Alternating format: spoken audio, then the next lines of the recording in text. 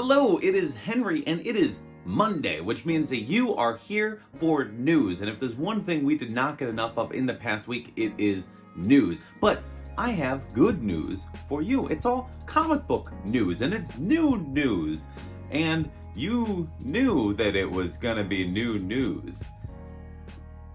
I'm just gonna get on with it. Alright, first off, Marvel announced a brand new X-Men series called Way of X. Due out in April, this new book is written by Cy Spurrier and has the art of Bob Quinn, and focuses on Nightcrawler as he tries to soothe the hearts and minds of mutant kind in the wake of Ten of Swords. Now, this is an interesting book because Cy Spurrier said that it's going to be talking about religion, which is naturally a great fit for Nightcrawler, but a very interesting idea with the concepts of life and death not quite having the same meaning that they used to for the X-Men. Joining Nightcrawler along the way will be Dr. Nemesis, Pixie, and Blink, and it makes for a very eclectic cast. Personally, I am very excited for this series. Cy Spurrier has a great track record with the X-Men from his past work on X-Force, and of course X-Men Legacy, which ultimately inspired the FX show Legion. So this should be a lot of fun, and I have a lot of faith that it's going to be a great ride.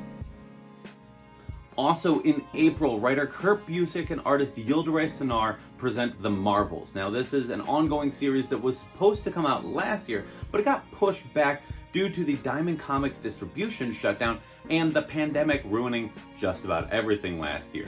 This should be an interesting series because it's taking the same storytelling format of the original Marvels miniseries, but applying it to the modern Marvel world, and the book apparently has the freedom to go wherever they want to take it, which means that it's going to be an interesting ride where we don't know what to expect at any given moment. I think that sounds like a fun recipe. Marvel has put a lot of spotlight on the Marvels branding over the last couple years. They did the director's cuts, they did the Marvel snapshots, and now we have this, which is the culmination of everything. It should be really cool, and Alex Ross is returning to the series to do all the covers, so it's going to be beautiful, and I think it's really neat to just do stuff like this that takes place outside of continuity that you can always hand to somebody whenever you need. In more Mighty Marvel news, Walt and Louise Simonson are back with the X-Men in the pages of X-Men Legends, issue number 3. Now, this is a throwback adventure that takes place during the height of their acclaimed X-Factor run from the 80s. That run, of course, is what brought us Apocalypse as well as Archangel, and it changed the tapestry of the X-Men universe forever. This book looks like it's going to be a lot of fun. The X-Men Legends series, it's bringing back classic creators for throwback adventures that still fit into continuity. So I like that because I like, seeing those crevices in continuity filled in. And if nothing else, it's an excuse for us to get Walt Simonson on an X-Factor book. We haven't seen him on X-Men in ages. Louise Simonson, I think the last time she did anything with the X-Men was X-Factor Forever, which came out like 10 years ago now. So it's going to be really cool just to see them back on their signature series, and should be fun for all of us to read. Aftershock Comics announced this week a new series from writer Steve Orlando and artist Patrick Piazzalunga called Project Patron. Now, this new series focuses on a superhero called Patron, who is a big superheroic mighty man who dies in battle one day against his primordial foe, Woe. But shortly after dying, he comes back, and the world is really happy because the greatest superhero ever is alive and well. Except he's not. And 30 years later, we find out that he has been controlled by an elite team organized by the UN to trick everybody into thinking that he is alive. But when one member of this team dies, things quickly spiral out of control. I don't know what to expect from this series, other than the fact that it's Steve Orlando deconstructing the myth of superheroes in the modern era. I'm very excited for that alone. Steve Orlando has been doing some really great work ever since leaving his exclusive contract with DC Comics. So this book automatically is getting checked out by me. I think it sounds really interesting. Jim Morrison is alive, or is he? In a brand new book called Jim Lives from writer Paolo Barron and artist Ernesto Carbonetti. Published by Image Comics and due out in June, this new book focuses on the conspiracy theory that Jim Morrison of The Doors fame never really died and is actually alive and is living a quiet life away from the spotlight. The story follows a father who is trying to find his missing son, whose last words hinted at the return of Jim Morrison. So the dad goes off to Italy to try to find his kid, and a mystery ensues. These two have worked previously on a book called Paul's Dead, which focused on a different music conspiracy theory that Paul McCartney of the Beatles died and was replaced. And I think it's really interesting to see all these conspiracy theories become, the plots of different graphic novels. It's really fun. It plays with our expectations. And conspiracy theories seem to be in these days, so I think it is ripe for material. Readers can get an early look at Peach Momoko's Demon Days X-Men by picking up their own copy of King in Black issue number 4.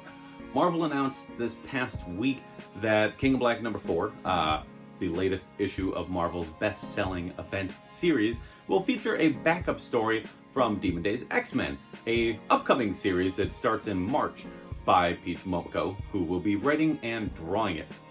This is a big vote of confidence from Marvel. Momoko is largely an untested artist. She's been emerging as one of the breakout cover artists, but this is the first time she's doing interior art for Marvel, so it'll be really interesting to see how people gravitate to it. I think she has a beautiful style, and the premise for Demon Days X-Men, which seems to be just X-Men reimagined through her art style with some Venom thrown in, sounds pretty cool. So I'm excited to get an early look at that, kind of get that inside scoop and bump up numbers for the miniseries in March. Looks really cool. I'm excited. In animated news, The Hollywood Reporter has provided the first look at Justice Society World War II, a feature that will be starring the DC Comics Super Team. Now, this is the first time that the JSA are getting their own feature.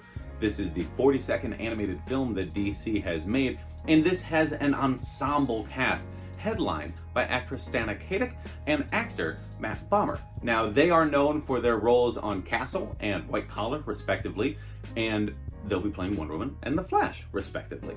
I have never seen either of those shows, but I assume that they are popular because they were both the main star of those shows. I don't know what to expect from this movie. DC's animated features are traditionally quite good, but I'm not sold entirely on the art style for this one, but I will give them the benefit of the doubt because I love the property and I love the characters, and I'm not going to judge it until I see it, so we'll see what happens. Valiant have released the second episode of their Faith motion comics up on their YouTube page. Now, this is an adaptation of Harbinger Faith Zero, so it serves as an introduction to the character of Faith, or Zephyr if you prefer, and it's a great way to check out one of Valiant's top characters, one of their most popular heroines. They've also said that they're going to be doing a Bloodshot motion comic this coming week.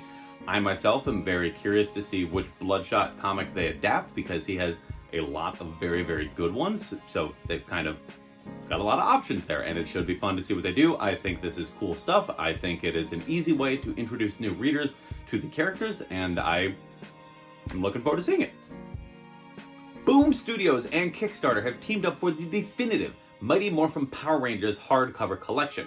Now, this collection completes the entire 55-issue run of Mighty Morphin Power Rangers in these wonderful hardcover editions that have, you can get the hardcover, you can get a slipcase for the hardcover, you can get an extra sleeve for the hardcover, you can get a Mighty Morphin Power Rangers Megazord cardboard cutout standee that you can fit the books into. It's absurdly nice. For $3,000, there are still limited slots available as of the time of this recording to get yourself drawn as a Power Ranger. The campaign's already fully funded, so you can just check it out. I'll put the link in the description, and the campaign runs until February 4th. DC has indefinitely delayed the release of the upcoming graphic novel Zatanna, The Jewel of Graves' End. Now, the graphic novel was supposed to come out this coming April from writer Alice Arden with artist Jacqueline de Leon, but it's not coming out. They let retailers know this week. They canceled the orders. No word yet as to when it's going to come out, but hopefully it comes out pretty soon. Marvel will be celebrating the 50th anniversary of Man-Thing with Spider-Man Curse of the Man-Thing this coming April. Now, this is part 2 of a Curse of the Man-Thing series that is actually, instead of being a regular miniseries, 3 one-shots. The first one is Avengers Curse of the Man-Thing, the second one is Spider-Man Curse of the Man-Thing, and they are all written by writer Steve Orlando, that guy again. I'm excited. It's the 5th year anniversary of Man-Thing. He's always been a character that has, haunted various Marvel characters, kind of existed in the background, so it's cool to see him getting the spotlight. And I think that this is a very smart way to put a Man-Thing book out there, because it allows Marvel to market the book using the strength of the team-up character as well as the strength of Man-Thing. So, somebody will pick it up because they go, ooh, Spider-Man. And there's more people going, ooh, Spider-Man, than there are people going, ooh, Man-Thing.